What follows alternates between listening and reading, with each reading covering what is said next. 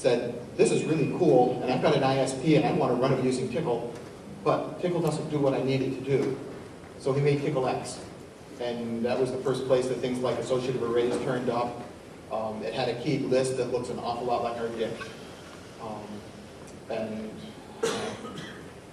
I forget, a lot of things that got you into the systems administration, file control, a lot of things that have moved into Tickle, and some things that are still just in TickleX that are just really useful. So that's the proven part. More recently, Carl decided that he wanted to let people know where planes were.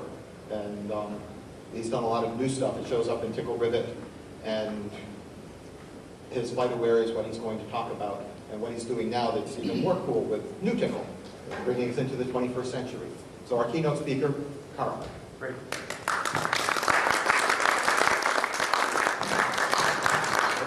Is this working or? Just flip it on. Okay, it is on. Okay, give me. Oh, there we go. All right, cool. All right, hi, good morning, everybody. My name is Carl Leonbauer. I am the one of the founders and the Chief Technology Officer of FlightAware, LLC, which is a flight tracking company based here in Houston, Texas. And so not here, but nearby here. All right. So let me give you a little history about FlightAware. So we founded it in 2005, it's like 8 years ago. Me and two buddies of mine. We're all pilots and hackers, typical guys. It's the largest, today it's the largest aviation website in the world. It's, we have about 3 million registered users. We do about 150 million web pages a month, and 250,000 flight alerts. So, you know, a flight alert is like that the flight's going to be in, or it's going to be on time, or it's going to arrive in an hour, or something like that. We're a top 100 website based on page views. Less based on the number of users, but our users look at a lot of pages. So I was looking this morning, we're around about like the 85th most popular site in the United States for page views, according to Comcast. Anything to look, you doubt that. We have some really big customers for the data side, NetJets, Boeing, Air Inc., which is a company that the airlines formed in the 1930s to develop technology. And they developed instruments and data and all sorts of cool things like that. We have about 40 employees in Houston and New York City, and we have data centers in Dallas, and Houston, and London. The Dallas one is really kind of our backup in the case of a crash, and the London data center allows us to give good performance to people in Europe, which is really important for us because about 40% of our web page views come from outside of the United States. Okay, so here's what the website looks like if you haven't ever been there. It's FlightAware.com. We provide real-time flight status to travelers, to aircraft owners, airplanes, and airports. We also provide data for other apps, like TripAdvisor is basically a competitor in the iOS and Android space, and we provide data for them, which makes me really happy. We localize the site into 15 languages. That was kind of cool stuff. It's all Tickle from front to back and top to bottom. And the localization, it's all done through the website. We invented a thing we call Rosetta. Found this great website, pros.com, P-R-O-Z.com. If you want to do translations, it's neat because the translators have to pay like $1 to bid, so you don't get any crazy people who can't translate, and we went with native speakers of each language. And I'm making a lot of clicking noises, aren't I? All right. Here's like one of the views. Many ways of looking at stuff on the website. This is an airspace view up near Chicago, kind of the Midwest. Weather, we have many weather sources. Some are commercial that we can only show to certain customers, some are public. You see all these different flights here, and there's a presentation kind of like a radar display. Like here's JetBlue 217, it's an Airbus A320 at 14,000 feet and 360 knots going from JFK to Long Beach, California. It's a fun way to look at stuff. It's not the way most people would use the site, but if you want to explore, it's a good way to use the site. We collect at least one position a minute, but in many cases we get as often as every 15 seconds. Here we have an international flight from the United States to London to Heathrow Airport. Heathrow is very often clocked in, and the flights that go to Heathrow tend to be many hours in length. In the United States, if they knew the weather was going to be bad in Chicago, they do a thing called a ground hold, and you probably experienced that. We're sitting on the plane and they're like, yeah, they told us we can't leave yet. The FAA likes that, and the airline likes that because it's way safer and way cheaper for the airplane to sit on the ground rather than being kept out of the airport, kept out of an airspace that's too full. In this case, so they got to Heathrow, and then they had to hold for about 42 minutes, and you can see those beautiful holds, probably flown by the autopilot. Then they got released and landed at the airport. This is just a graph of our monthly unique website visitors. So we started in 2005. Let me tell you a little background on that. We had gotten this data feed from the FAA, and just it's a firehouse. There's all this data, and we start trying to read the docs and trying to parse it. And we have this really, really bad website called FlightAware.com, and it has no maps and it has no beauty and no style. But you can do flights and track flights and do things like that. So we're sharing that with a few of our friends, and we're just saying, hey, don't tell anyone about this, but go ahead and poke around and let us know what you think. Well, one day, somebody told somebody and didn't tell them not to tell anybody. And so they posted on the Microsoft pilots mailing list, and we had 500 registrations in one day. So a lot of pilots at Microsoft. It turned out that was we were like, oh my God, we gotta get busy on this thing. It turned out it was really a big blessing insofar as the, we would have probably stayed in beta for a really, really long time, and instead we were kind of rushed into production, which was awesome. And you kind of see the effects of the 2007 financial meltdown. We didn't grow really nearly as quickly as we wanted to. And then this year we've had a really nice sharp upward inflection, and that reflects us getting really good coverage in Europe, in New Zealand, and in Australia. This is an example of one of our things, airport delays.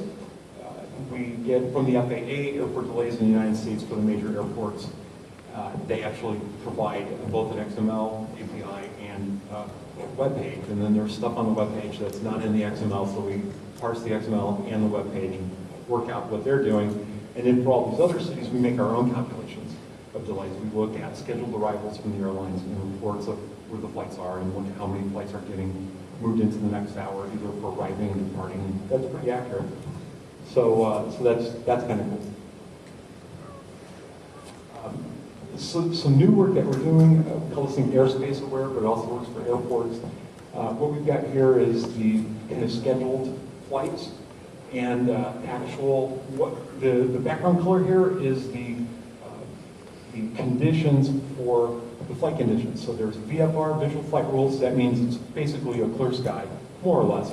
And you can see anything. Then it goes to IFR, instrument flight rules, where you have to fly the aircraft only by reference to instruments. It goes from there to, well, actually MVFR is marginal VFR. Then it goes down to instrument flight rules, where it's required instrument flight rules. Then low LIFR is low IFR. And then finally, BCAT 1 is below Category 1, and that's where only very specific aircraft with specific equipment and crews that are trained can actually descend to lower altitude and still make the landing. And so we can see here like some bad weather suppressing the activity on the flight. We're actually moving that into, we're adding onto here the future. And we're going to make predictions about the capacity based on the weather in the future. It's really interesting stuff. And what's interesting about it is, rather than, so like airports, a lot of times will have many runways. They'll have parallel runways along the way of the prevailing winds, and if the weather's good, they can land aircraft simultaneously on both runways. As the weather deteriorates, they can't do parallel approaches, so the capacity of the airport drops. Then also, if the winds change, in certain directions, they may only have one runway to use, and then as the ceiling drops, they move into these modes where they can't land or launch as many aircraft. And so we'll be able to tell them, well, about 1 p.m. today, you're going to go from 120 aircraft per hour to about 90, then about 2 p.m. 60, then about 3 p.m. 0. They really like that. This is some more technology. We call this the misery map, and it lets you look at Flight delays, where they originated and what they impacted. You can see time is moving here. Green are flights that are on time. Red are flights that are delayed. A lot of delays on this day. And you can see they're sourced considerably out of O'Hare Airport. And that's some work that was done against all the data that we have, and then some cool JavaScript stuff to make the interactivity. We have mobile apps, all these different things, iOS, Android, and then BlackBerry, Playbook, and Symbian, and Windows Phone 7, and stuff like that. So you can guess that. We know that iOS and Android are the ones that really matter, and the other ones people paid us to write those. But we like having some coverage of the Windows Phone and Windows 8 because, you know, the total will be ready. Okay, so a lot of our radar data comes from what are called ANSPs. It's an Airspace National Service Provider. So like in the United States, it's the FAA. In Australia, it's a company called Air Services Australia. In the UK, it's a company called NATS UK, and so on. And so in certain countries, we get data actually from the radars of the government, and in other countries, we don't. A lot of aircraft have an ability to transmit their position via VHF data link or via satellite. And typically, the aircraft, there's called ACARS, which is their Aircraft Condition Reporting System. And that, so basically, you know, every 30 minutes, this aircraft makes its report. It says, I'm at this position, I expect to be at this next position in half an hour, and I expect to be at this next position in an hour. And that's all sourced out of the flight director, which is like a very fancy autopilot that's in all the big planes. You can imagine, like, you know, a company like Exxon, which has a corporate aviation department with some really expensive aircraft, and they fly to some really dangerous places in Africa and things like that. So they really like to know where the aircraft are. So there are these several companies that do this, and they are kind of all arch rivals of each other. When we first started the company, nobody would talk to us or give us the time of day. Now they do, and we have the credibility that they're all okay with the deals that we're making with each other, which is really nice. Now, one thing about this data, since it's only every 15 or 30 minutes, you know, that's not as timely. So when the aircraft's in the United States, let's say I'm getting every minute I'm getting a position on it, we synthesize with all of our sources to say where the aircraft is, and that's valuable to them. Like Air Direct used to just have the plane somewhere, and then they would jump it to the new place and jump it to the new place, and we actually, you know, in certain countries, then can move it in small steps. We'll talk about that more in a little bit. And then there's a lot of different commercial things. Do I sound okay? Should I just go to? Yeah? Okay. So we do a lot of commercial data, like United Airlines pays us. They want to look at delays that are introduced to flights by controllers. So an air traffic controller, it's obvious, you know, if the flight is making circles, it's been instructed to hold. But there are other kinds of delays that controllers will do. If, let's say this flight's on a heading of 180, it's heading towards Houston, Texas, and the airspace it's about to enter is full. And this actually happens frequently. So the controller will just call them and say, United 972, you know, right heading 225. And so they'll turn them 45 degrees and let them fly for a few minutes, and then they'll turn it back and say, resume on course navigation. United wants to know that. So we generate this comprehensive report from the data for them, and lots of stuff like that. We also have some push technology. This is a Node application. This is where I'm going to say a bunch of mean things about Node today, but if you look at the website, generally you can, you know, we'll update the positions so the airplanes look like they're flying, even though generally we're not getting a position more than once every 15 seconds. We just kind of connect the dots and move the planes around. I'm not going to go through all this stuff. I just put this slide in here to kind of show you a bunch of different products that we've developed over time. We have an API called FlightXML that you can get online and get a free account and actually do some FlightXML and then add certain quantities. But you can make all sorts of API queries to fire flights and positions and things like that. We collect all sorts of fuel prices. Some companies give that to us, others we have to call them. We make hundreds of calls every week to FBOs, which are like the gas stations of the jet aircraft world, and to ask them how much is your jet fuel right now. Anyway, just a recent thing that's really cool. We started a few years ago collecting photos. This is all sourced by our users, and we had this very grid arrangement and stuff like that. And one of my guys has rewritten it to be sort of more Flickr-like, but with really great performance. So it kind of fits all this stuff in, and you scroll through that, and you can vote and comment and it counts the number of views and stuff. And then there's all these ways to view. A lot of people like pictures of airplanes like me. And in fact, I've looked at every single photograph that's been uploaded since the inception. We've got some stuff coming out in October. There's a big conference called the National Business Aviation Association. There's a company, any of you guys pilots? I'm sure some of you are, right? Only on Flight Simulator. Okay, well, Flight Simulator. Okay, great. Anyway, there's an application for iPad called ForeFlight.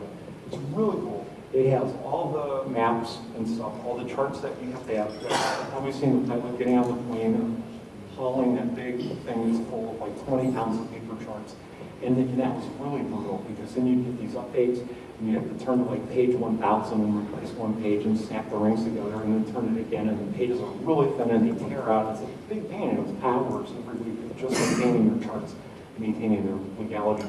Now it's all on the iPad. It's like $8 a month or something like that. And I'll tell you, it's at a big airport, if you're taxiing around in an airplane, it's really scary, because you call the airport and you're like, yeah, this is an 857 Charlie Papa, we're here, we want to go there, and they're like, okay, take off the hotel over the bridge, cross 17 without delay, and they whip out 10 instructions that you're supposed to follow, and you've got to jot those down, and you have to get them right. And if you make it, if you turn the wrong way, or if you cross the runway without the clearance, they'll just take your license away for life. So it's a big, it's a big deal. These guys have geo-referenced taxi diagrams and stuff, so you can actually see. Some of the airports are scary. It's really hard to actually tell where you are, that you're on the right runways. It's a very valuable tool. So what you can do with the technology with our partnership is file a flight plan either through us or through them, and when it comes back from the FAA, you ask for a certain route. Well, I want to climb this airway, I want to go from here to here, blah, blah, blah, blah, blah. They'll send back not necessarily the route you asked for, and then you have to enter all that into your gear. So now you won't have to downlink the route that the FAA gave you and load it into your flight bag.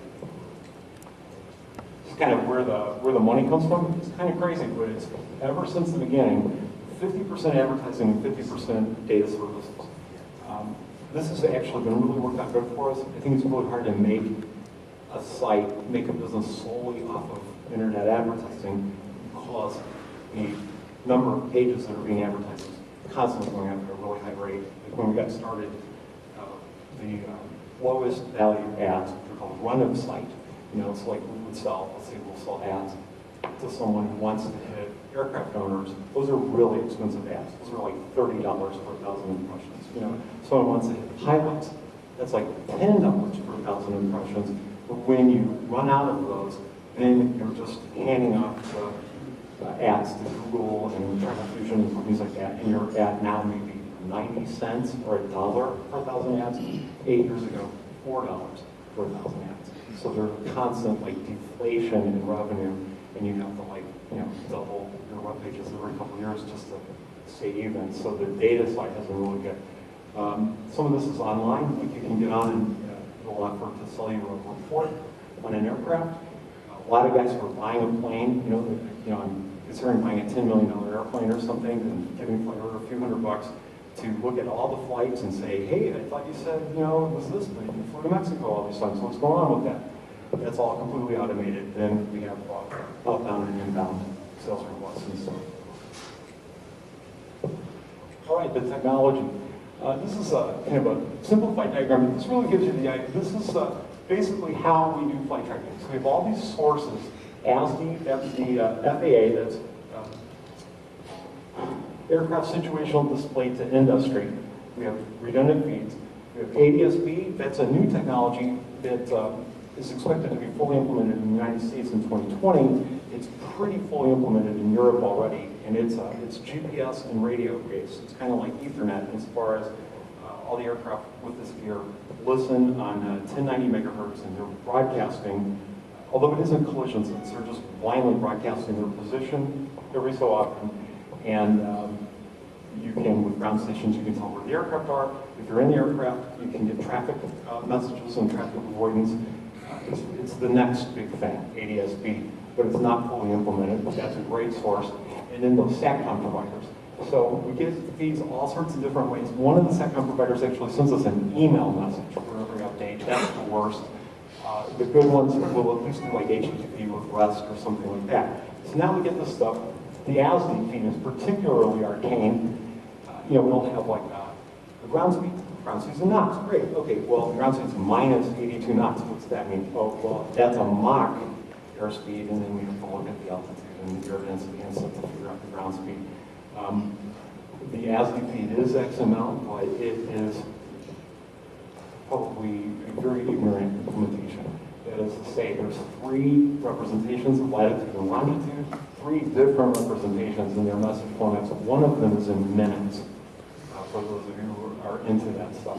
So we have these feed conditioning programs that normalize the messages. For example, converting the Mach speed into a ground speed, normalizing the identifier of the aircraft,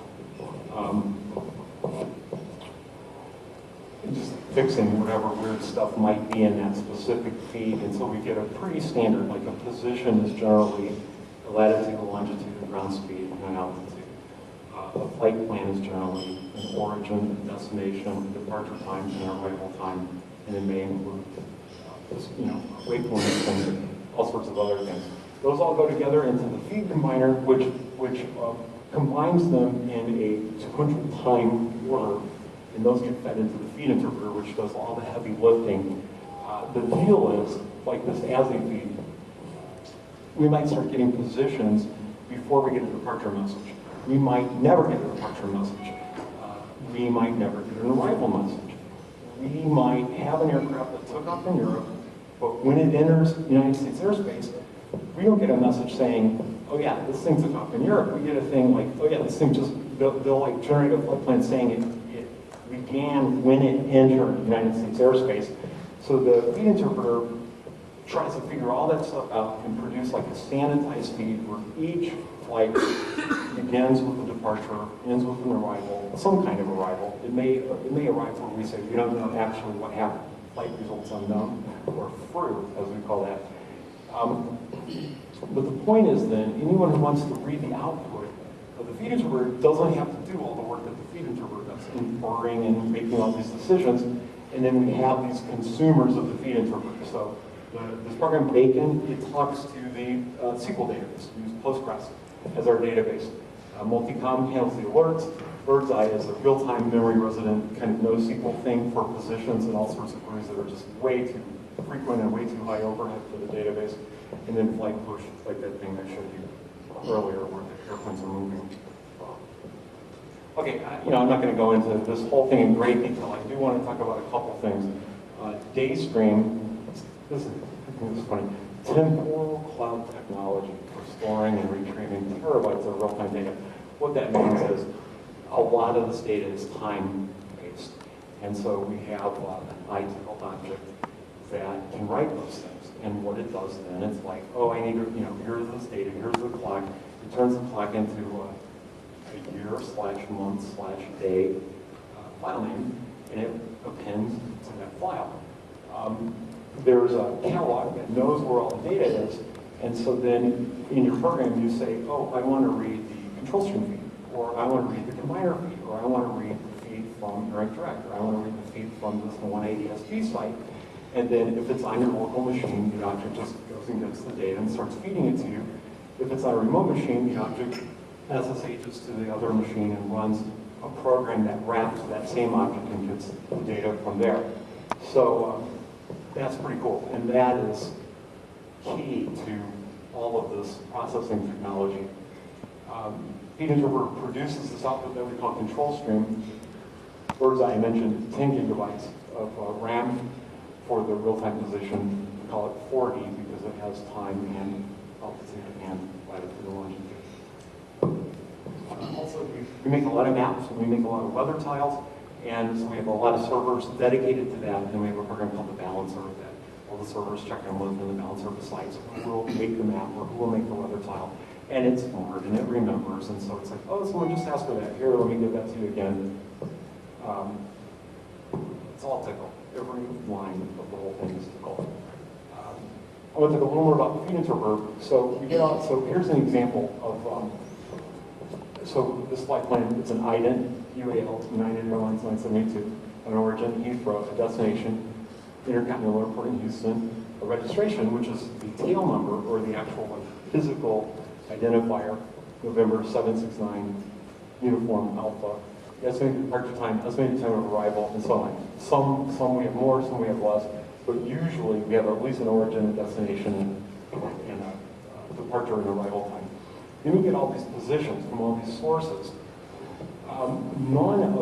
Almost none of these messages have any kind of unique identifier.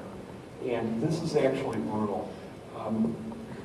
For example, it isn't uncommon to actually have two aircraft operating with the same identifier at the same time. American Eagle is notorious for it, but it'll even happen, let's say, you'll see like a flight from London to Chicago, and then a flight from like Chicago to Des Moines. And they'll both operate with the same flight numbers. It'll be like UAL 234, right? And so the transoceanic flight is late. It's really late. And it's a hub. So the airline's just like, all right, roll out another airplane, take these people to Des Moines, and then we have one aircraft like, whatever, AAL 234 en route to Chicago, simultaneously AAL 234 en route from Chicago. And that is really, really tricky. And it causes a lot of havoc. So we also wrote a thing called the TITA discriminator, which is 2 in the air. And so if the TITA discriminator doesn't think there's 2 in the air, then we would say, okay, no, there's not 2 in the air. So these 2, I'm going to wait on this other position. I'm going to see if I get another one there. And we can, because we get garbage positions and garbled positions and stuff like that. In the biz, they have this thing called OOOI or O3I. It's out, off, on, and in. Out is that they're backing up or, they're leaving the gate. Off, of course, they're in the air. On, they're on the ground. And in, they've parked at the gate again. And we get those messages a lot from the airlines. We match all that stuff together. Even if we have unique, like Eurocontrol does put a unique ID on their messages, which is awesome, but no other source recognizes that ID. So it's useful for tying the messages together from Eurocontrol, but we still have to do all this extensive heuristics and matching. And this was where I learned that about kind of fuzzy logic and scoring things and not trying to, at first we were trying to say, if it's this and that or this, and, and just do it straight with Boolean logic, and it didn't work. So now it's kind of like, well, that airplane is pretty close to the destination, and you have an aircraft in flight with that ID that should be pretty close to the destination. I'm looking at this other flight, now that's from yesterday. I'm looking at this other flight, that's from tomorrow.